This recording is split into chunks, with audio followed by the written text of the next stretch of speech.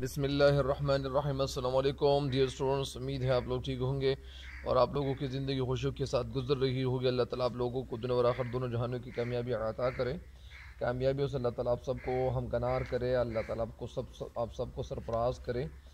اور مجھے امید ہے کہ آپ پچھلے یا اس طرح میں جو 2 اشعار کی تشریح اپلوڈ کر چکا ہوں، تو ان اشعار سے آپ استفادہ کر چکے ہوں گے، مطلب فائدہ اٹھا چکے ہوں گے، ٹھیک ہے۔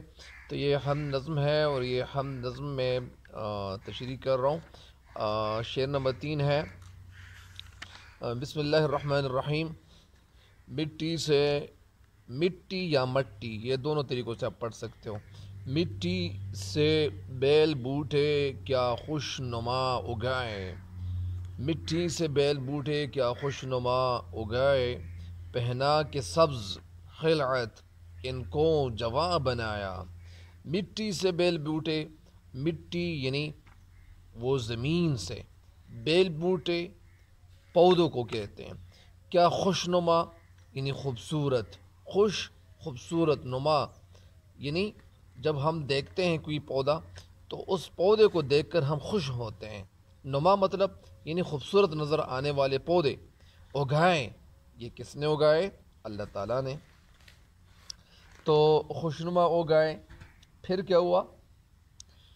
پہنا کے سبز خلعت، پہنانا یعنی جس طرح لوگ کپڑے پہنتے ہیں تو اسی طرح سبز خلعت، سبز کے معنی ہے گرین، خلعت لباس، ان کو جواں بنایا۔ جواں مطلب بڑا کرنا، یعنی اس کا مطلب کیا ہے؟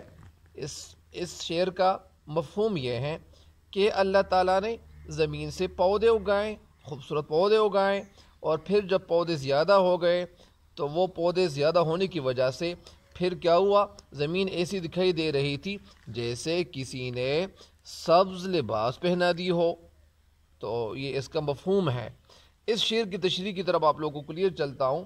اس شعر میں شاعر اسماعیل میرٹی کہنا کیا چاہتے ہیں؟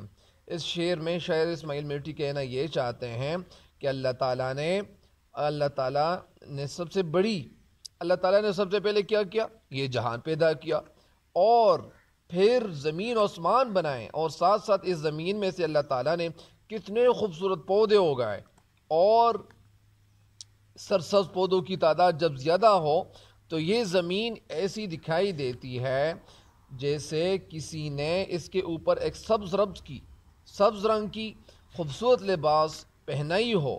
اور ظاہری بات ہے کہ جب پودے بڑے ہو جاتے ہیں اور جواں ہو جاتے ہیں تو پھر یہ چادر کی طرح خوبصورت دکھائی دیتے ہیں، اور پھر پہنا کے ان کو ایک سبز رنگ کا لباس پہنا دیا گیا ہو۔ تو یہ ہے اس شعر کی تشریح، یعنی مٹی سے بیل بوٹے، اللہ تعالیٰ نے مٹی سے بیل بوٹے اگائے۔ تو یہ بیل بوٹے پودے، کئی قسم کی پودے آپ دیکھتے ہیں، مثال کے طور پر مختلف قسم کے پودے ہو سکتے ہیں، آم کے پودے ہو سکتے ہیں، انگور کے پودے ہو سکتے ہیں، اسی طرح بہت سارے پھلوں کے پودے بھی ہو سکتے ہیں، سیبوں کے پودے ہو سکتے ہیں، اسی طرح ہر پھل کے وہ پودے اللہ تعالیٰ کے فضل و کرم سے، اللہ کے حکم سے باہر نکل آتے ہیں۔ اور ہم پھر ہم کرتے کیا ہیں؟ بہت سارے لوگ ایسے کرتے ہیں، مثال کے طور پر ملتان یعنی آم کی وجہ سے، آم کے پھلوں کی وجہ سے وہ مشہور ہے، اور وہاں آم کے پھل زیادہ تر لوگ کاشت کرتے ہیں، اس کے بڑے بڑے درخت ہوتے ہیں۔ تو اسی طرح جب یہ پودے کی تعداد زیادہ ہو جائے، پودوں کی تعداد جب زیادہ ہو جائے تو پھر ظاہری بات ہے مٹی سے بیل بوٹے، اللہ تعالیٰ جو بھی چیز بناتا ہے، جس چیز کو اللہ تعالیٰ تخلیق کرتا ہے، کریٹ کرتا ہے، تو آپ کو پتہ ہے وہ چیز مکمل ہوتی ہے۔ ایسا تو کبھی ہوا نہیں ہے کہ اللہ تعالیٰ جس چیز کو پیدا کرتا ہے وہ کبھی نامکمل نہیں ہوتی، یعنی ہر چیز مکمل ہوتی ہے، چاہے انسان کی شکل میں ہو، چاہے پودوں کی شکل میں ہو، چاہے سمندر کی شکل میں ہو، چاہے پتھر کی شکل میں ہو، چاہے درختوں کی شکل میں ہو، چاہے میووں کی شکل میں ہو، چاہے پھلوں کی شکل میں ہو، چاہے پودوں کی شکل میں ہو، چاہے جانوروں کی شکل میں ہو، چاہے جس چیز کے حوالے سے ہو، تو اللہ تعالیٰ جو بھی چیز تخلیق کرتا ہے وہ چیز مکمل ہوتی ہے۔ تو مٹی سے بیل بوٹے کیا خوش نما اگائے۔ خوش نما، خوش کے معنی ہے خوشی، نما یعنی دیکھنا۔ جب ہم کسی پودے کو دیکھتے ہیں تو ہمیں بہت خوشی ملتی ہے۔ اگائیں یعنی آپ نے دیکھا ہوگا جب آپ لوگ پارک چلے جاتے ہو تو وہاں پارک کیوں چلے جاتے ہو؟ پارک لوگ اس لیے جاتے ہیں کہ وہ وہاں گرینری دیکھیں، وہاں خوبصورت پرندے دیکھیں، بہت سارے خوبصورت جانور وہاں وہ موجود ہوتے ہیں، اور جانور لوگ وہاں کیوں ان کو لے آئے ہیں؟ جانوروں کو لوگ اس لیے لے آئے ہیں حکومت کی طرف سے، وہ جانور کے لیے ایک جگہ خاص کی جاتی ہے، ایک جگہ اسپیشل کی جاتی ہے، اس اسپیشل جگہ میں ان جانوروں کو رکھا جاتا ہے، پھر چھوٹے بچے وہاں جاتے ہیں اور جنگل میں منگل کا نذرانہ کرتے ہیں، مطلب یعنی وہ نظارہ کرتے ہیں، نذرانہ نہیں نظارہ کرتے ہیں، نظارہ مطلب یعنی نظروں سے دیکھتے ہیں۔ پہنا کے سبز خلعت، یعنی اللہ تعالیٰ نے خوشنما پودے اگائے، خوشنما اس لیے ہوتے ہیں کہ یہ اصل میں ہمیں خوبصورت دکھائی دیتے ہیں۔ ایک دفعہ میں کتاب پڑھ رہا تھا، اس کتاب میں لکھا ہوا تھا کہ لوگ کہتے ہیں کہ یار یہ چیز اتنی خوبصورت ہے، مثال کے طور پر آپ نے ایک جگہ دیکھی ہو، مثال کے طور پر آپ کے گھر کے قریب ایک جگہ ہے اور وہ پارک ہے، اور وہ پارک اتنا خوبصورت ہے، جب آپ نے پہلی دفعہ وہاں یعنی سیر کے لیے آپ نے ارادہ کیا ہوا تھا اور آپ پہلی دفعہ جب وہاں گئے ہوئے تھے تو وہ پارک آپ کو اتنا خوبصورت نظر آیا تھا کہ میں آپ کو کیا بتاؤں۔ لیکن جب آپ اس پارک کی طرف بار بار جاتے ہو، ایک دفعہ آپ گئے، پھر دوسری دفعہ، پھر تیسری دفعہ، پھر چوتھی دفعہ، اسی طرح یعنی آپ لگاتار جاتے رہے، تو آپ کو پتہ ہے اس پارک کے اندر پھر آپ کو خوبصورت نظر نہیں آ رہی تھی۔ وجہ کیا ہوئی تھی؟ وجہ کیوں ایسی نظر آئی ہے کہ آپ کو بار بار جانا وہاں اچھا نہیں لگتا ہے، یا اگر آپ کو اچھا لگتا ہے لیکن آپ کو وہ خوبصورتی پھر بار بار نظر نہیں آئی؟ وجہ یہ تھی، اور وجہ یہ ہے کہ میں اس کتاب میں یہ پڑھ رہا تھا کہ اصل میں جو خوبصورتی ہے وہ ہماری آنکھوں میں ہے، یعنی آنکھوں کے اندر اللہ تعالیٰ نے ایسی خوبصورتی رکھی ہوئی ہے کہ جب ہم کسی جگہ چلے جاتے ہیں تو وہ گرینری، وہ سرسبز و شاداب کھیت، بہتا ہوا پانی، اور سبز و ادھر ادھر جو پودے ہوتے ہیں، پرندے ہوتے ہیں، جانور ہوتے ہیں، اور پہاڑ گرینری وہاں ہوتی ہیں، تو جب ہم وہاں سفر کرتے ہیں، وہاں پہنچ جاتے ہیں تو وہ جگہ ہمیں کیسی دکھائی دیتی ہے؟ خوبصورت دکھائی دیتی ہے۔ تو پھر مٹی سے بیل بوٹے کیا خوشنما اگائے، اللہ تعالیٰ نے مٹی سے یعنی زمین سے بیل بوٹے اگائے، بیل بوٹے یعنی پودے، کیا خوشنما یعنی کتنے خوبصورت، خوشنما یعنی جب ہم پودوں کو دیکھتے تو وہ پودوں کو دیکھ کر ہمیں خوشی ملتی ہے، وہ خوشی محسوس کرنے والے ہوتے ہیں، وہ خوشی ہماری آنکھوں میں اللہ تعالیٰ نے رکھی ہوئی ہوتی ہے، مطلب یعنی وہ چیز ہمیں اچھی دکھائی دیتی ہے۔